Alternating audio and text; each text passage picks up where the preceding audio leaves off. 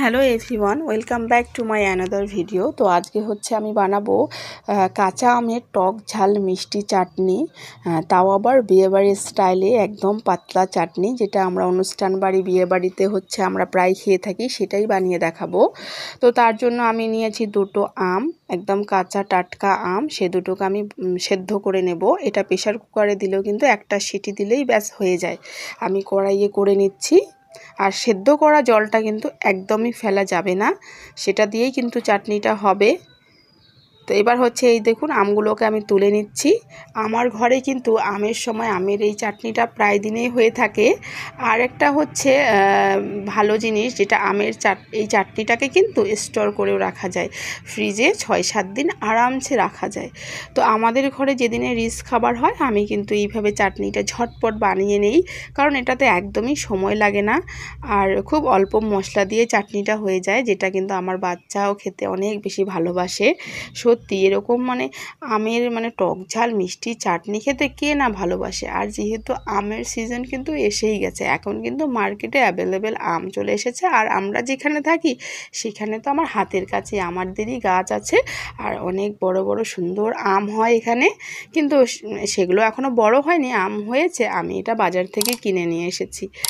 আর এই আমটা সেদ্ধ করতেও একদমই সময় লাগেনি, কারণ একদম টাটকা ফ্রেশ আম।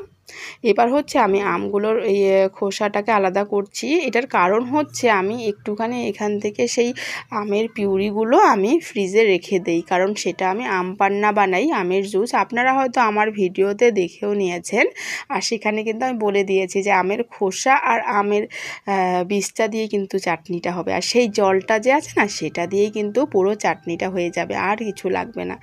সত্যি অবাক লাগছে যে আমের খোসা দিয়ে, সত্যি একবার বানিয়ে দেখুন। যদি খারাপ লাগে ভিডিওতে এসে কমেন্টে গালাগালি দিলেও আমার কোনো আফসোস নেই, কারণ আপনারা যখন বানাবেন না, খেয়ে দেখবেন যে কি হয়েছে, এত সুন্দর হয়েছে। বাস্ট ফোড়নে জাস্ট একটু 1 চামচ তেল দিয়েছি, একটা শুকনো লঙ্কা আর একটু হচ্ছে জিরা ফোড়ন দিয়েছি, আর ব্যাস সেই আমের খোসা আর আমের বীজটা দিয়ে দিলাম, আর জলটা তো আছেই। এগুলো দিয়েই কিন্তু চাটনিটা হয়ে যাবে। কি দারুণ ব্যাপার না? সত্যি যে আমের খোসাটাও খাওয়া যায়। সত্যি আমের খোসাটা যে এত ভালো লাগছিল, কারণ এখন তো নতুন আম, তো ওই জন্য তো আরও বেশি টেস্ট হয়েছিল। আর এই আমটার যা সেন্ট ছিল, যখন আমি সেদ্ধ করছিলাম, বাবারে বাবা, এত সুন্দর সেন্ট আসছিল, মনে হয় যে তখনই কাঁচা আম মেখে খেয়ে নেই। হ্যাঁ, কিন্তু সেটা তো আমার করতে পারবো না, যেহেতু এখন আমাদের রোজা চলছে, তো সেই জন্য সেটাকে কন্ট্রোল করে রেখেছি। আর চাটনিটা বানাও অবধি আমি ধৈর্য ধরেছিলাম, কারণ এত সুন্দর ফ্লেভার আসছিল, আর এগুলো জিনিস যে দেখবে তারই হচ্ছে খাওয়ার ইচ্ছা করবে। তো এবার ওই যে জলটা রেখে দিয়েছি, যে পুরো জলটাই ঢেলে দিলাম, স্বাদ মতো লবণ আর একটুখানি হলুদ দিয়েছি কালারের জন্য। আর এখানে চিনির পরিমাণটা আমি বলে দিই, সেটা কিন্তু আমের টক অনুযায়ী হয়। অনেক আম থাকে প্রচণ্ড টক, আমার আমটা কিন্তু তেমন টক ছিল না, তো আমার না 1/2 কাপ চিনি দিয়েই হয়ে গেছে। তো আপনারা চাইলে 1 কাপও দিতে পারেন, অনেকে আবার একটু মিষ্টি বেশি পছন্দ করে। আমার যেহেতু টক মিষ্টি এরকম ভালো লাগে, ওই জন্য আমি হচ্ছে 1/2 কাপ দিয়েছি। তো সেটা একটু টেস্ট করে দিলেই হয়ে যাবে, কোনো ব্যাপারই না।